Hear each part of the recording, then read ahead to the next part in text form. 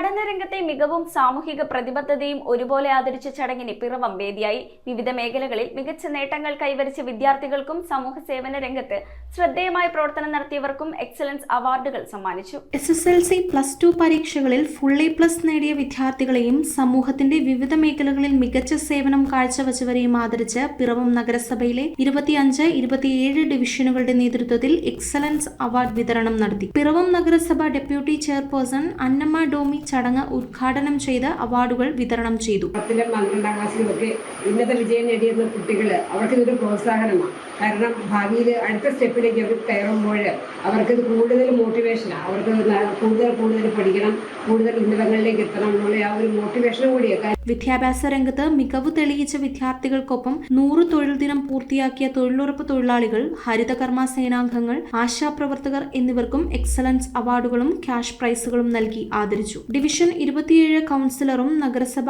ആരോഗ്യകാര്യ standing committee ചെയർപേഴ്സണുമായ Jason പുളിക്കലിന്റെ അധ്യക്ഷതയിൽ ചേർന്ന യോഗത്തിൽ UAE പിറവം മലയാളി അസോസിയേഷൻ രക്ഷാധികാരി സാജു നരേക്കാട്ട് മുഖ്യപ്രഭാഷണം നടത്തി. വിവിധ ജനപ്രതിനിധികളും നഗരസഭാ അംഗങ്ങളും ഉദ്യോഗസ്ഥരും രക്ഷിതാക്കളും നാട്ടുകാരും ചടങ്ങിൽ പങ്കെടുത്തു. നമുക്ക് നമ്മുടെ ഈ നഗരസഭ ഈ 5 വർഷം കൊണ്ട് വരുമ്പോൾ നിങ്ങൾക്ക് നല്ല നിലയിലെത്തി കാണണമെന്ന് ആഗ്രഹമുണ്ട്.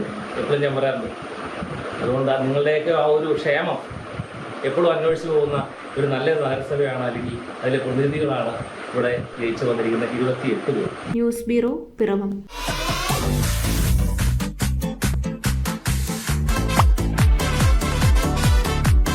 അപ്പൊ മറക്കണ്ട, നേരെ സോൾട്ടിലേക്ക്. The Salt Fashion near Sri Narayana Hall, Chullikal.